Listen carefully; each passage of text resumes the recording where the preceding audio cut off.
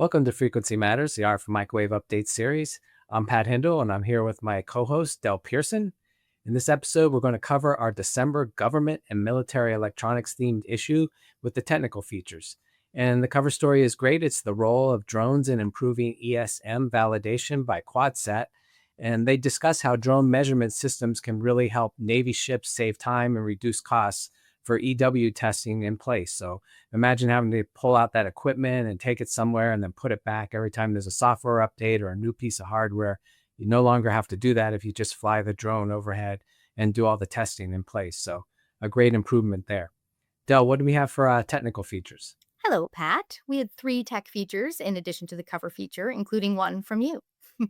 So Pat here wrote an article titled Millimeter Wave and Ultra-Wideband Security Screening Systems, which provided a technical overview of the different imaging technologies that airports, stadiums, and other high-throughput checkpoints are implementing to replace X-ray screens and traditional metal detectors. Pat provided background information on how these systems work, the benefits they have over traditional technologies, and the different commercially available systems. In addition to Pat's article, Rhodian Shorts had a technical feature titled Advancing Testing of Next Generation DRFM Jammers, which reviewed key test parameters, equipment, and practical applications. Rhodey's new FSWX product, launched at IMS this past year, was designed with DRFM testing in mind, so the article incorporates info on the test equipment as well. Finally, December featured an article from Alfred Grazel and Ash Garwara titled The Design of Very Narrowband Tunnel Diode Negative Resistive Amplifiers, which details the design and test of new amplifiers suitable for handheld devices and defense receiver front ends. And Pat, we had a special guest. Can you tell us some more? Yes, we had a special guest join us today, Bajit Chandhok, Product Manager of RF Products at Microchip, talk with me about innovations in RF and microwave signal chains. Let's take a look at a clip from that now. How about power amplifier technology? It's kind of going through a real transition. How would you characterize the shift that's happening in the RFPA technology today? We are in the middle of a materials-driven shift.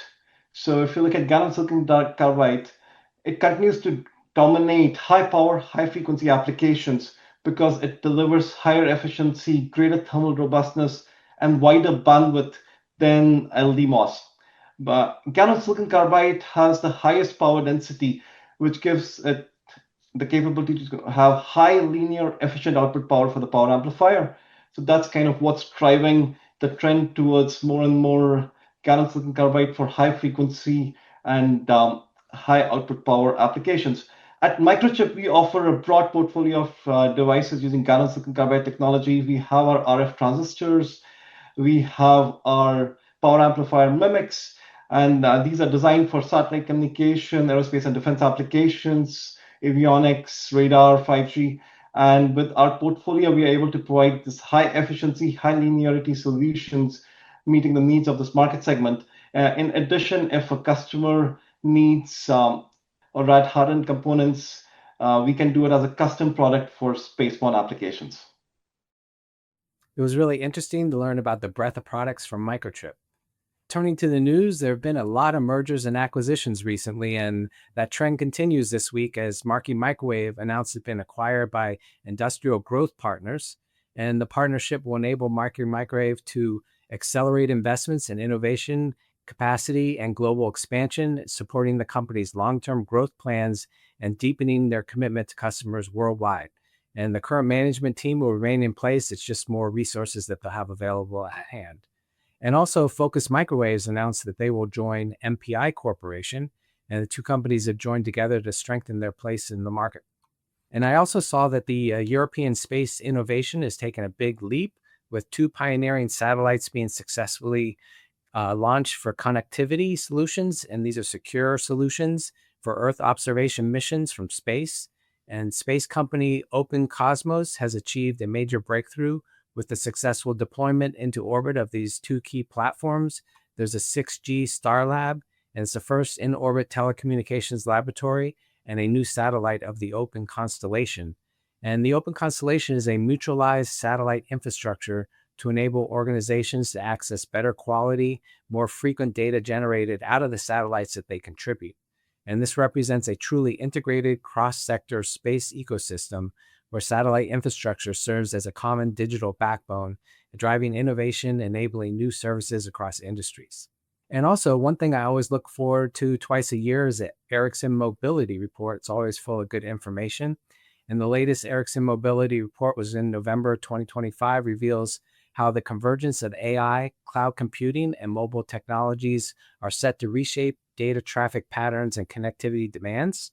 5G standalone deployments have triggered a notable 2025 growth in the number of communication service providers offering differentiated connectivity commercial models based on 5G standalone network slicing. And this is where CSPs guarantee quality of service for customer use cases through the allocation of slices of the network.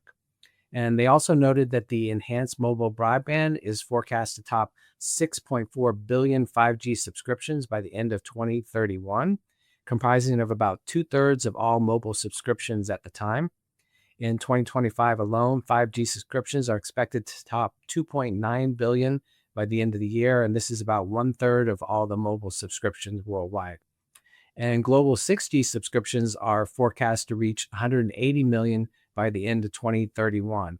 And that's not including the early uptake on AI-enabled Internet of Things devices. Del, what did you see in the news? Wow, that was quite a bit, Pat. Thank you. I saw two interesting reports from the Del Oro Group. The Broadband Access and Home Networking Report shared that the total global revenue for the broadband access equipment market decreased to 4.5 billion in Q3 of 2025, which is down 3% quarter over quarter and 5% year over year. The sustained growth in new fixed wireless customer premises equipment unit shipments was not enough to offset declines in DOCSIS infrastructure and PON optical line terminal revenue. Del Oro's other report, however, the Radio Access Network quarterly report, had better news, sharing that the RAN was mostly stable in Q3 of 2025.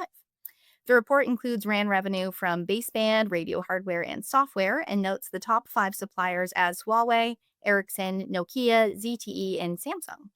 They project that the RAN market will remain stable through 2026. In addition to these reports, the Mobile Satellite Services Association, or MSSA, announced the release of its reference architecture document offering strategic recommendations to accelerate the development, deployment, and global integration of open and interoperable non-terrestrial network solutions. Key focus areas included technological advancements, interoperability, prioritized use cases, and service models. So, some good news with the bad news. Pat, what do we have for upcoming events?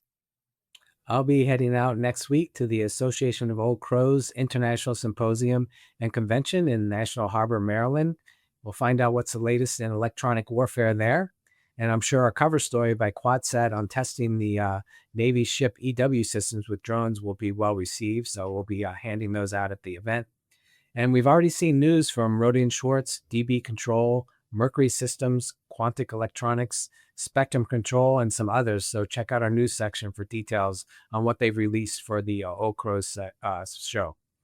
I'll be doing a show summary, so when I return, look forward to that. Del, how about you for events? Well, Pat, our 2026 editorial calendar and media kit are now available online. Note that next year we are doing 2 new panel sessions. The planned panels are chiplets in 3D heterogeneous integration on February 18th and digital twins and AI on August 26th. We will also do custom panel sessions, so contact us if you're interested. Otherwise, things are a bit quiet as we approach the holidays, and not to get ahead of myself, but I'm personally looking forward to my first holiday Frequency Matters episode, which will be out later this month. I think that wraps up this episode. Our sponsors are RFMW and Microchip. RFMW is a technical distributor of RF microwave products and now power management. When you start your next design, please consider their multiple product lines. Microchip is a leading provider of microcontroller, mixed signal, analog, and flash IP solutions, including full signal chain RF solutions. Remember, as a member of the industry, a subscription to Microwave Journal is free, so visit our site and subscribe today if you are not already a reader. Please give us a like and subscribe to our channels, and thank you for watching, and join us next time for Frequency Matters.